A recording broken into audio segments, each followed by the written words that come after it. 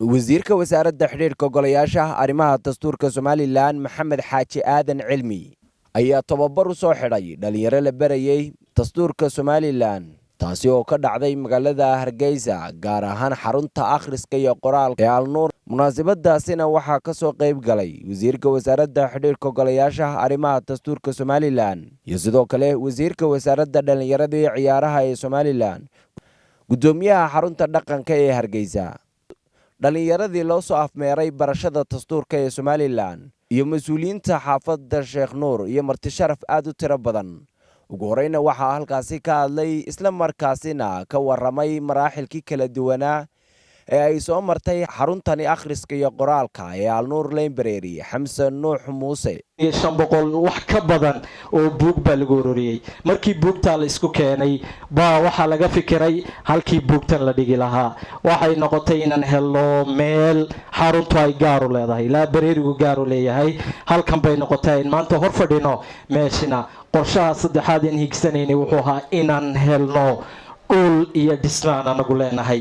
waa ka aan hadda u soconno, hilankiisiina aan wadno, xidhiidhyo badan oo aan samaynayna aan idinku bishaaraynayo si hordhaca in maalin maalmaha ka mid ah halkan iskugu kin yeeli doono annagoo idiin sheegayna inaan helnay dhul iyo dhisme u gaara xaruntan oo lagu qabto tababaro dhalinta xaafadan iyo dhalinta Somaliland dhammaantoodba ha qabtiro oo waxu tara oo si togan u saameeya.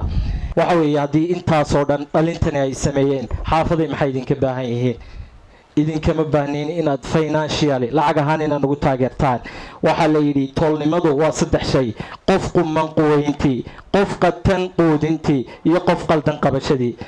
tolnimadii la doonayay baan idinka doonaynaa, waan qumanahay inaad quweysaan. intaasi kadibna waxaa halkaasi dhalinyaradaasi loo soo afmeeray barashada dastuurka Somaliland ku bogaadiyay wasiirka wasaaradda dhalinyarada iyo ciyaaraha Somaliland Mudane Boos Mirem iyo gudoomiyaha xarunta dhaqanka ee Hargeysa Jaamac Muuse Jaamac iyo sidoo kale Dr. Cabdikariin Maxamed Yuusuf oo ku hadlayay afka dhalinyarada xaafadaasi Sheekh Nuur. waxaan idin leeyahaynaa dhalinyaradan aad ula hadlaya dunida dhalinyara bedesha wadankan wixii loo soo qabtayna dhalinyara qabatay.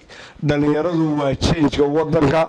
intii aad taagnaan lahaydeen gidaar ama qabyaalad ka sheekayn lahaydeen ama waxyaabo kaloo muqaadaraad geli lahaydeen inaad tacliin iyo akhris ku dhowlisaa waqtigiina iyo cibaadada ilaahay aad iyo aad baan idinku hambaleynayaa. ciidamada ku fikirana aad iyo aad baan ugu hambaleynayaa.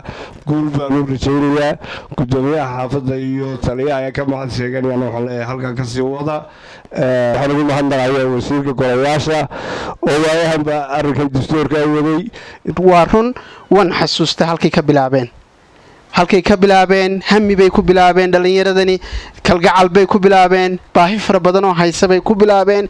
waxay dareemeen waxay dhalinyarada kale facoodihii aanay arkaynin ayay indhahooda ka dhex arkeen. waxay isku eegeen muraayadii da'dooda markaasay arkeen baahida la qabaa intay leegtahay. ama hablahan iyo inamadan dhalinyarta mar walba waqtigooda geliyay dadaal inaan horta marka koobaad aad iyo aad ugu booriyo hawsha ay wadaan inay halka ka sii wadaan oo ah hawl ay ugu istaageen dhalinyarta xaafadooda. wasiirka wasaaradda xiriirka golayaasha iyo arrimaha dastuurka Somaliland Maxamed Xaaji Aadan Cilmi ayaa u hambeliyay dhalinyarada xarunta akhriska iyo qoraalka, isagoona uga hambeliyay mas'uuliyiintii ka soo qayb galay isla markaasina ku bogaadiyay dhalinyaradaasi loo soo afmeeray barashada dastuurka Somaliland iyo guud ahaan shacabka Somaliland sidii ay kor ugu qaadi lahaayeen ku dhaqanka dastuurka Somaliland. waxaan kale ugu mahad celinayaa dhalinyarada hawshan isku dabariday ee aad uga sheekeynay Al-Nuur Library aasaasay wax badan oo kalena ku daray ilaa ay maanta halkan aynu marayno ay soo gaarsiiyeen. dhalinyaradaasoo runtii markii ugu horeysay ay ila kulmeen aan aad iyo aad runtii ugu qancay sida ay hawsha halkay ka soo bilaabeen, halka ay marinayaan iyo himiladooda halkay tahay intaba. suurtageliyeyna inaanu annagoo ku faraxsan oo ku qanacsan aanu halkan nimaadno oo la wadaagno waxa weeyaan wixii ay hayaan iyo waxaanu hayniba. waxaanu ka ogolaanay markaa dalabkii dhalinyarada oo ahaa maxaan dhahay inay bartaan dastuurkooda, taasoo runtii aanu ugu deeqnay inaanu muddo u keenno aqoon-yahan looyaraa oo ka haqabtira baahida runtii aynu u qabno ay u qabaan dastuurkeenna taasoo ay muddo kooban ku barteen 130kii qodob ee dastuurku uu lahaa oo aan rajaynayo somalilan iyo xaafaddaba inay insha allahu qayb weyn ka tari doonaan haddii aad aragto meel dhaqdhaqaaq iyo qurux ay ka muuqato mas-uuliyiin baa joogta gudoomiyaha xaafadda runtii iyo taliyaha xaafaduba waxa weeyaan waxay mudan yihiin ammaan bay mudan yihiin abaalmarin bay mudan yihiin jazaahumullahu khayran baanu leenahay meel kastoo aynu joogno waxa weeyaan mas-uuliyad baa inaga saaran shacabkeenna sidaa daraaddeed waxa taana aad iyo aad baan ugu mahadcelinayaa wayna ka muuqataa waxaan u baahannahay xaafadaheenna gobolladeenna degmooyinkeenna tuulooyinkeenna in dhammaantoodba ay joogaan dad muddo kara oo waxa weeyaan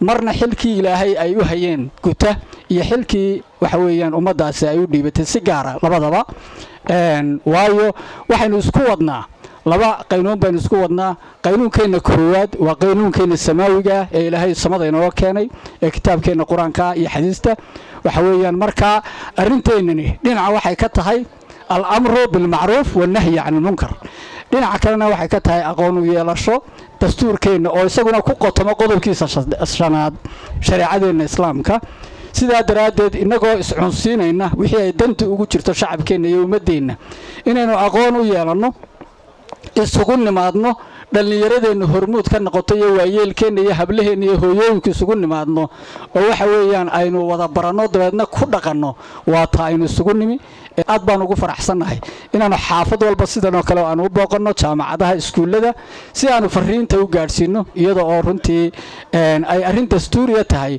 in qof kasta oo muwaadin ahoo somalilan uu aqoon u yeesho dastuurkiisa si uu ugu dhaqmo si uu wixii khaldan uga joogsado wuxuu xaqa u leeyahay dariiqa saxa u maro sidaasaa maxaan dhahay ay runtii fariinteennu tahay ugu dambayntiina wasiirka wasaaradda xidhiirka golayaasha iyo arrimaha dastuurka somalilan maxamed xaaji aadan cilmi ayaa shahaadooyin ku guddoonsiiyey dhallinyaradii loo soo afmeeray barashada dastuurka ee somalilan ee muddada 3 cishaa uga socday magaalada hargeysa gaar ahaan xarunta akhriska iyo qoraalka ee alnuur library waciduruus maxamed axmed goobjoog magaalada hargeysa.